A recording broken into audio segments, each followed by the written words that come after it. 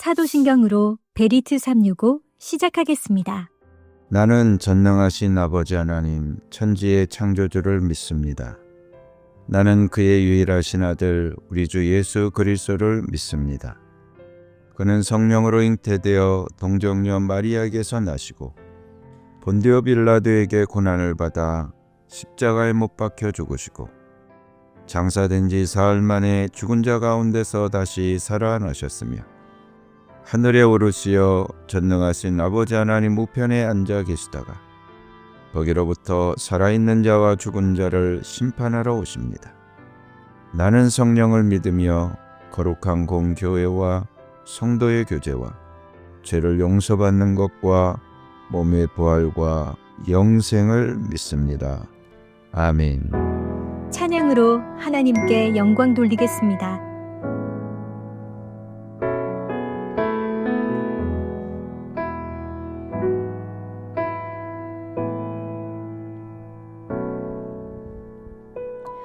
보소서 주님, 나의 마음은 선한 것 하나 없습니다.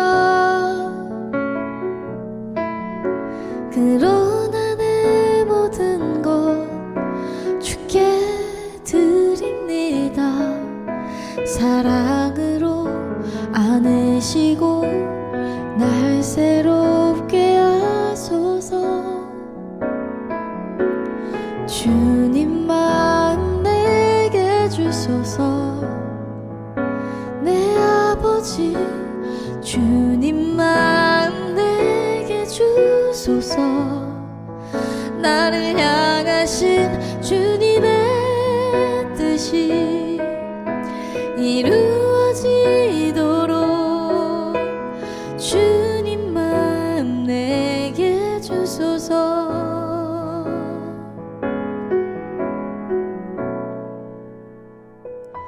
보소서 주님, 나의 마음은 선한 것 하나 없습니다.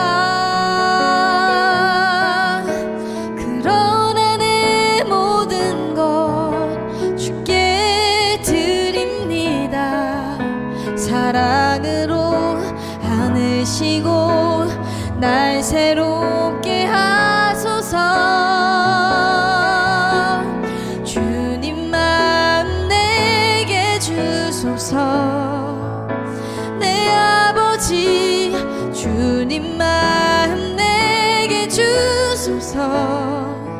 나를 향하신 주님의 뜻이 이루어지도록 주님 마음 내게 주소서. 내게 사랑을 가르치소서.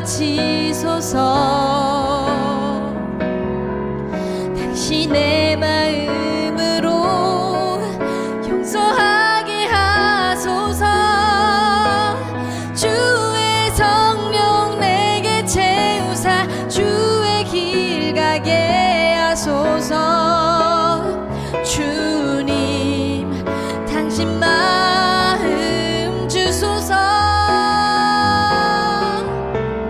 주님 마음 내게 주소서.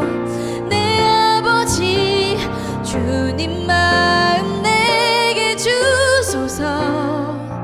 나를 향하신 주님의 뜻이 이루어지도록 주님 마음 내게 주소서. 주님 마음 내게 주소서.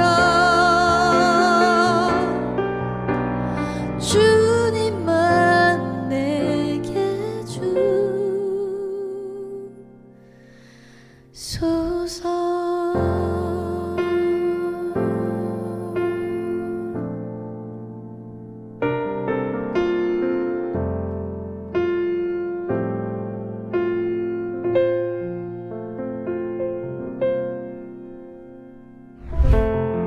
하나님이 나에게 주신 말씀.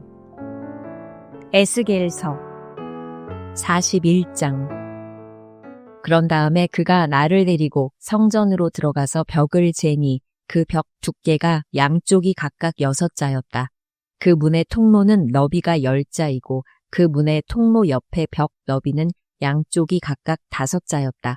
그가 성소를 재니 길이가 40자요 너비가 20자였다. 또 그가 지성소로 들어가서 문 통로의 벽을 재니 그 두께가 2자였다. 그 문의 통로는 너비가 6자이고 그 벽의 너비는 양쪽이 각각 7자였다. 그가 지성소의 내부를 재니 길이가 20자이고 너비도 20자였다. 그가 나에게 이곳이 지성소다 하고 일러주었다. 또 사람이 성전의 벽을 재니 두께가 6자였다. 성전에는 3면으로 돌아가며 방들이 있는데 너비가 각각 넉 자였다.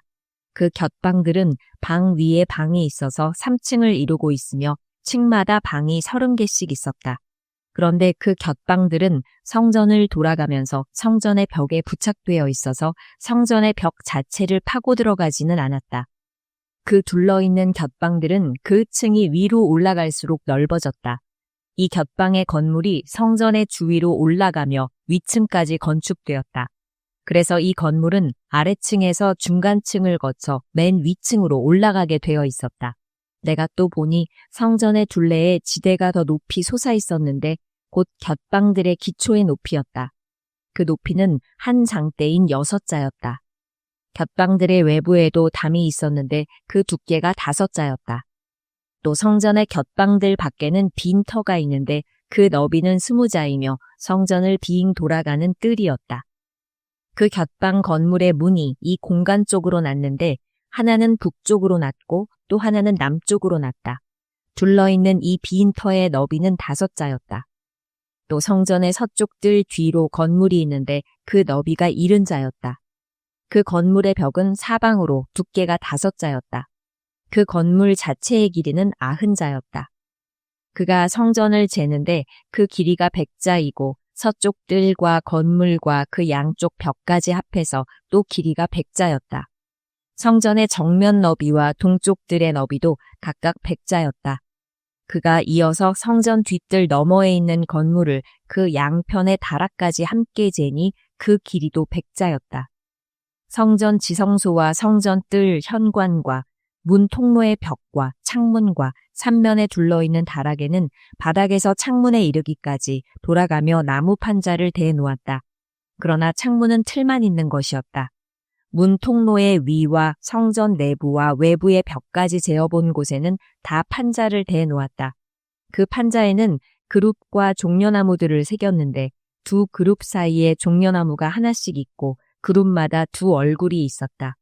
사람의 얼굴은 이쪽에 있는 종려나무를 바라보고 사자의 얼굴은 저쪽에 있는 종려나무를 바라보고 있었다.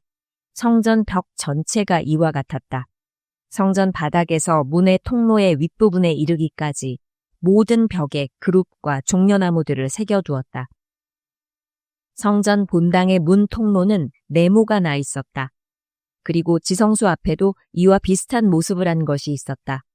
나무로 만든 제단이 있는데 그 높이는 10자요, 그 길이는 2자였다. 그 모퉁이와 그 받침대와 옆부분도 나무로 만든 것이었다. 그가 나에게 일러주었다. 이것이 주님 앞에 차려놓는 상이다. 성전 본당과 지성소 사이에는 문을 2번 열고 들어가야 하는 견문이 있었다.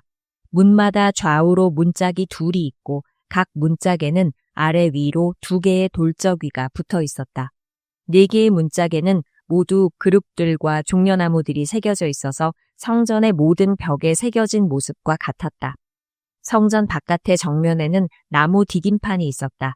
또 현관의 양쪽 벽에는 곳곳에 틀만 있는 창과 종려나무의 그림이 있고 성전의 곁방과 디딤판에도 모두 같은 장식이 되어 있었다. 42장. 그 사람이 나를 데리고 북쪽으로 길이 난 바깥 뜰로 나가서 2 방으로 나를 데리고 들어갔는데 방 하나는 성전 뜰을 마주하고 있고 또 하나는 북쪽 건물을 마주하고 있었다. 북쪽을 마주한 그 방을 재니 길이가 100자이고 너비가 50자였다. 20자 되는 안뜰의 맞은쪽과 돌을 깔아놓은 바깥뜰의 맞은쪽에는 3층으로 된 다락이 있었다. 또 그 방들 앞에는 내부와 연결된 통로가 있었는데 그 너비가 10자요, 그 길이가 100자였다. 그 문들은 북쪽으로 나 있었다.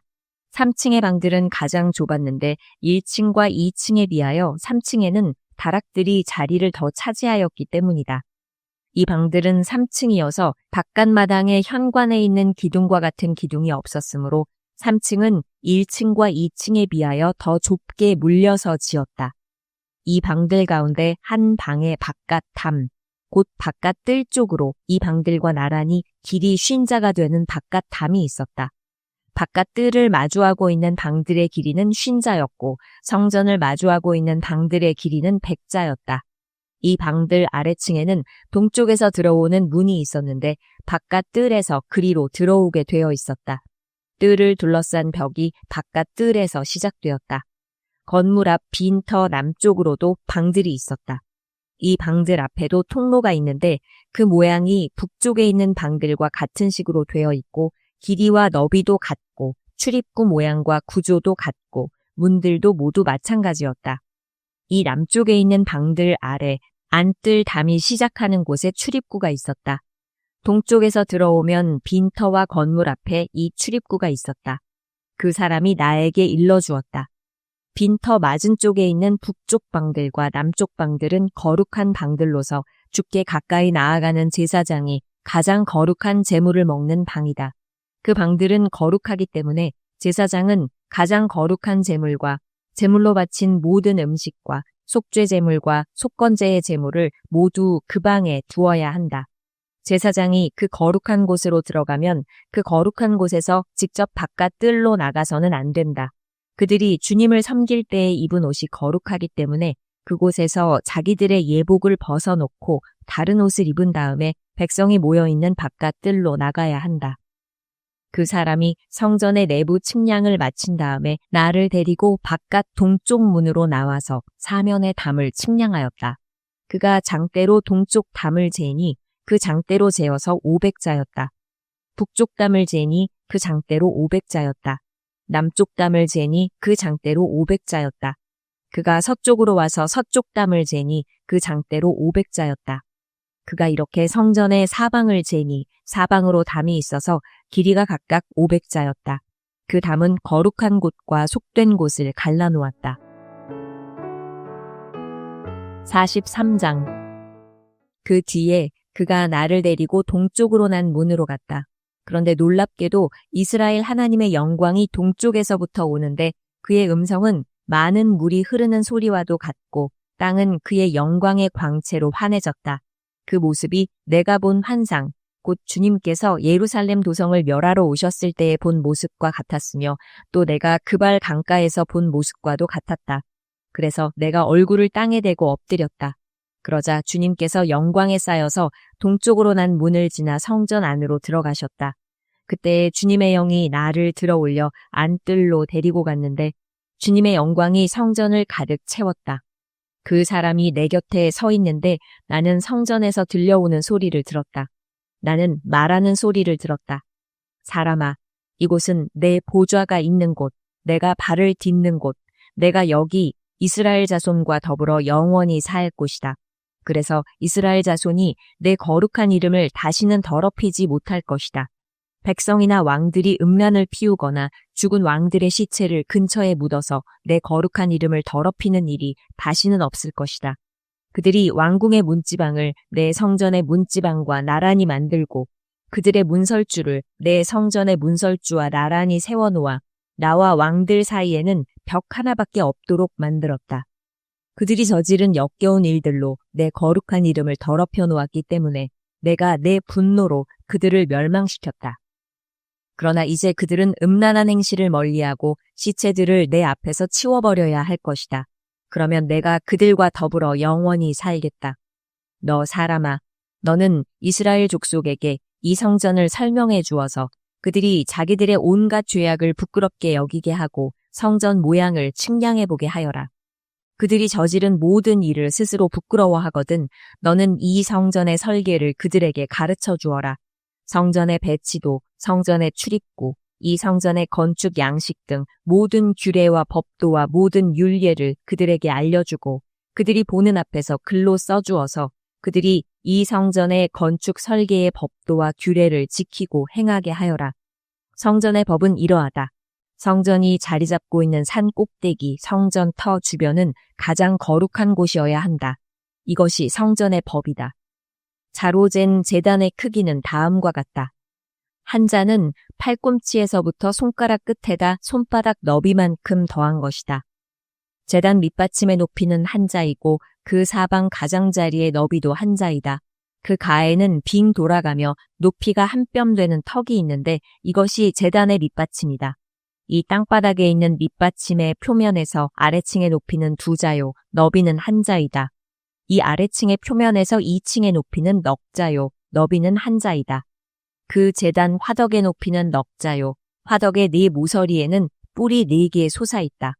그 제단 화덕은 길이가 12자요, 너비도 12자여서 사면으로 네모가 반듯하다. 그 화덕의 받침인 아래층의 길이와 너비는 10넉자로서 사면으로 네모가 반듯하다. 그 받침을 빙 두른 턱의 너비는 반자이고 그 가장자리의 너비는 한 자이다. 제단의 계단들은 동쪽으로 나 있다. 그가 나에게 또 말씀하셨다. 사람아, 나 주 하나님이 말한다. 번제물을 바치고 피를 뿌릴 제단을 만들 때에 지킬 번제단의 규례는 이러하다. 나 주 하나님의 말이다. 너는 사독의 자손 가운데서 나를 섬기려고 나에게 가까이 나오는 레위 지파의 제사장들에게 어린 수송아지 한 마리를 주어서 속죄제물로 삼게 하여라. 그리고 너는 그 피를 가져다가 제단의 4 뿔과 아래층의 4 귀퉁이와 사방의 가장자리에 발라서 속죄하여 제단을 정결하게 하고 또 속죄제물로 바친 수송아지를 가지고 가서 성소 바깥 성전에 지정된 곳에서 그것을 태워라. 이튿날에는 네가 흠없는 순염소 한 마리를 속죄제물로 바쳐서 수송아지의 제물로 제단을 정결하게 한 것처럼 그 제단을 정결하게 하여라. 네가 정결하게 하기를 마친 다음에는 흠없는 수송아지 한 마리와 양떼 가운데서 흠없는 순양 한 마리를 바쳐라. 네가 그것들을 주 앞에 바칠 때에는 제사장들이 그 짐승들 위에 소금을 뿌려서 나 주에게 번제물로 바치게 하여라. 너는 이레 동안 매일 염소 한 마리를 속죄제물로 마련하여 놓고 어린 수송아지 한 마리와 양떼 가운데서 순양 한 마리를 흠없는 것으로 마련하여 놓고 이레 동안 제단의 부정을 벗기는 속죄제를 드려서 제단을 정결하게 하며 봉헌하도록 하여라. 이 모든 날이 다 찬 뒤에는 여드렛 날 이후부터는 제사장들이 그 제단 위에 너희의 번제와 감사제를 드리게 하여라. 그러면 내가 너희를 기쁘게 받아들이겠다. 나 주 하나님의 말이다. 44장. 또 그가 나를 동쪽으로 난 성소의 바깥문으로 다시 데리고 가셨는데 그 문은 잠겨 있었다. 주님께서 나에게 말씀하셨다. 이 문은 잠가 두어야 한다. 이 문은 열 수 없다. 아무도 이 문으로 들어가서는 안 된다. 주 이스라엘의 하나님이 이 문으로 들어오셨으므로 이 문은 잠가 두어야 한다. 그러나 왕은 그가 왕이므로 주 앞에서 음식을 먹을 때에 이 문 안에 앉을 수가 있다. 왕은 문 현관 쪽으로 들어왔다가 다시 그 길로 나가야 한다. 또 그가 나를 데리고 북쪽 문으로 들어가서 성전 앞에 이르렀는데 거기에서 내가 보니 주님의 영광이 주님의 성전에 가득 차 있었다. 그래서 내가 얼굴을 땅에 대고 엎드렸다. 주님께서 나에게 말씀하셨다. 사람아, 내가 너에게 일러주는 주의 성전에 대한 모든 규례와 그 모든 율례를 너는 명심하고 내 눈으로 확인하고 귀담아 들어라. 그리고 성전으로 들어가는 어귀와 성소의 모든 출구들을 잘 기억해 두어라. 너는 저 반역하는 자들 곧 이스라엘 족속에게 전하여라. 나 주 하나님이 말한다. 이스라엘 족속아, 너희는 역겨운 일을 해도 너무 많이 했다. 너희가 내 음식과 기름과 피를 제물로 바치며 마음에 할례를 받지 않고 육체에도 할례를 받지 않은 이방 사람들을 내 성소 안에 데리고 들어옴으로써 내 성전을 이렇게 더럽혀 놓았다. 너희가 저지른 온갖 역겨운 일들 때문에 너희는 나와 세운 언약을 어겼다. 또 너희가 나의 거룩한 물건들을 맡은 직분을 수행하지 않고 그 일을 이방 사람들에게 맡겨서 그들이 내 성소에서 너희 대신에 나를 섬기는 일을 하게 하였다. 그러므로 나 주 하나님이 말한다. 마음에 할례를 받지 않고 육체에도 할례를 받지 않은 이방 사람은 어느 누구도 내 성소에 들어올 수 없다. 이스라엘 자손과 함께 사는 이방 사람도 들어올 수 없다.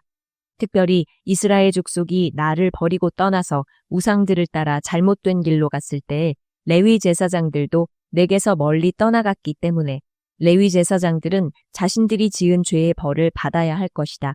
그들은 이제 제사장이 아니라 내 성소에서 성전 문지기가 되고 성전에서 시중드는 일을 하게 될 것이다. 그들은 백성이 바치는 번제물이나 희생제물을 잡고 백성 앞에서 시중을 들게 될 것이다. 나 주 하나님의 말이다. 그들이 전에 우상을 섬기는 백성들 앞에서 시중을 들면서 이스라엘 족속이 죄를 범하게 하였으므로 이제 내가 손을 들어 그들을 쳐서 그들이 지은 죄의 벌을 받게 하겠다. 그들은 이제 내 앞에 가까이 나오지 못하고 제사장의 직무를 맡지 못한다. 그들은 가장 거룩한 것뿐만이 아니라 다른 모든 거룩한 물건에도 가까이 가지 못한다. 이처럼 그들은 자기들이 저지른 수치스러운 일과 자기들이 저지른 그 역겨운 일 때문에 벌을 받아야 한다. 그래도 나는 그들에게 성전 안에서 해야 할 모든 일들, 곧 성전에서 시중드는 일들을 맡아보게 할 것이다. 그러나 이스라엘 자손이 나에게서 떠나 잘못된 길로 갔을 때에도 레위 지파 가운데서 사독의 자손 제사장들은 내 성소에서 맡은 직분을 지켰으므로 그들은 내게 가까이 나아와서 나를 섬길 수 있고 내 앞에 서서 내게 기름과 피를 바칠 수 있다. 나 주 하나님의 말이다. 그들이 내 성소에 들어올 수가 있으며 그들이 내 상에 가까이 와서 나를 섬길 수가 있으며 또 내가 맡긴 직책을 수행할 수 있다. 그러나 제사장들이 안뜰 문으로 들어올 때에나 안뜰 문 안에서나 성전 안에서 직무를 수행할 때에는 양털로 만든 옷을 입어서는 안 되고 반드시 모시 옷을 입어야 한다. 머리에도 모시로 만든 관을 써야 하고 모시 바지를 입어야 한다. 허리에도 땀이 나게 하는 것으로 허리띠를 동여서는 안 된다. 그들이 바깥 뜰에 있는 백성에게로 나갈 때에는 내 앞에서 직무를 수행할 때에 입은 옷을 벗어서 거룩한 방에 두고 다른 옷을 갈아입어야 한다. 백성이 제사장의 거룩한 예복에 닿아 해를 입는 일이 있어서는 안 된다. 제사장들은 머리카락을 바싹 밀어서도 안 되고 머리카락을 길게 자라게 해서도 안 된다. 그들은 머리를 단정하게 잘 깎아야 한다. 어떤 제사장이든지 안뜰로 들어갈 때에는 포도주를 마셔서는 안 된다. 그들은 일반 과부나 이혼한 여자와는 결혼을 할 수가 없고 다만 이스라엘 족속의 혈통에 속하는 처녀나 또는 제사장의 아내였다가 과부가 된 여자와 결혼을 할 수가 있다. 제사장들은 내 백성이 거룩한 것과 속된 것을 구별하도록 백성을 가르치고 부정한 것과 정한 것을 분별하도록 백성을 깨우쳐 주어야 한다. 소송이 제기되면 제사장들이 판결을 내려주어야 한다. 그들은 내가 정하여 준 법대로 재판하여야 하며 또 내 모든 성회를 지킬 때마다 내 모든 법도와 율례를 지켜야 하고 내 안식일은 거룩하게 지켜야 한다. 제사장들은 죽은 사람에게 접근하여 제 몸을 더럽혀서는 안 된다. 오직 아버지나 어머니, 아들이나 딸, 형제나 시집가지 않은 누이가 죽었을 경우에는 제사장들도 제 몸을 더럽힐 수 있다. 그때에는 제사장이 제 몸을 정하게 한 다음에도 이례를 지내야 한다. 그런 다음에 성소에서 직무를 수행하려고 안뜰에 들어갈 때에는 자신의 몫으로 속죄제를 드려야 한다. 나 주 하나님의 말이다. 제사장들에게도 유산이 있다. 내가 바로 그들의 유산이다. 이스라엘에서는 그들에게 아무 산업도 주지 말아라. 내가 바로 그들의 산업이다. 그들은 곡식제사와 속죄제와 속건제로 바친 제물을 먹을 것이며 이스라엘에서 구별하여 바친 모든 예물이 제사장들의 차지가 될 것이다. 온갖 종류의 첫 열매 가운데서도 가장 좋은 것과 너희가 들어 바친 온갖 제물은 다 제사장들의 몫으로 돌리고 또 너희는 첫 밀가루를 제사장에게 주어서 제사장으로 말미암아 너희 집안에 복을 내리게 하여라. 제사장들은 새나 짐승들 가운데서 저절로 죽었거나 찢겨서 죽은 것을 먹어서는 안 된다. 다 같이 기도하겠습니다. 사랑해 주 나의 아버지 하나님, 수많은 사람들 속에서 나 하나를 주목하여 보시고 복의 길로 인도하심을 감사드립니다. 전쟁, 불경기, 홍수, 폭염 등의 혼돈 속에서도 눈동자같이 나를 보호해 주신 하나님을 찬양합니다. 뜨거운 햇살을 사용하셔서 열매를 맺게 하시는 하나님께 감사를 드립니다. 나의 아픔을 통해 믿음과 축복의 열매가 나에게 맺어짐을 믿습니다. 나의 인생의 울퉁불퉁 문제의 연속을 전화위복으로 만드시는 하나님이십니다. 주님, 나의 이 믿음을 받아 주시옵소서. 부활하셔서 다시 사신 예수님이 내 안에 계심을 누리게 하옵소서. 내 안에 성령님이 계셔서 세상이 알 수도 줄 수도 없는 평안을 누리게 하옵소서. 주님의 감당 못할 사랑이 내게 임하고 나는 주님을 온전한 순종으로 사랑합니다. 우리의 자녀가 하나님의 복의 언약을 받은 아들, 딸임을 확신하며 당당하게 누리며 살게 하옵소서.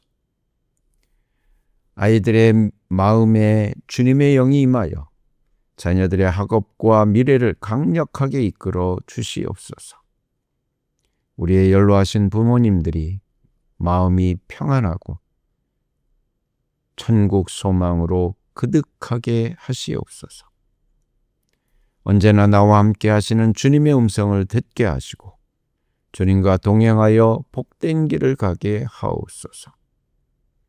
언제나 내 안에 계셔서 승리케 하시는 우리 주 예수님의 이름으로 기도드립니다. 아멘. 주님께서 가르쳐 주신 기도로 예배 마치겠습니다.